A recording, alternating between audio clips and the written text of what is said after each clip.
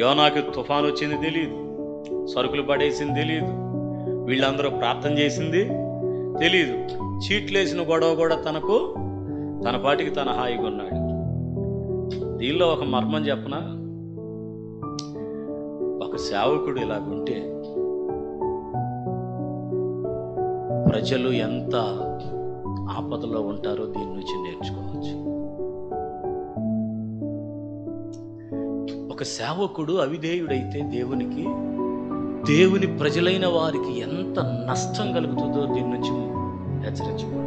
దేవుని చిత్తము జరిగించవలసిన వాడు, దేవుని మాటకు లోబడి వెళ్ళవలసిన వాడు దేవుని మాటకు అవిధేయుడైతే లోకం ఎంత శ్రమలలో ఉంటుందో దీని నుండి మనం గ్రహించవచ్చు. సేవకుడే కాదండి, దేవుని చేత హెచ్చరింపబడిన దేవుని పిల్లలు దైవ చిత్తాన్ని జరిగించకపోతే పెను ప్రమాదాలు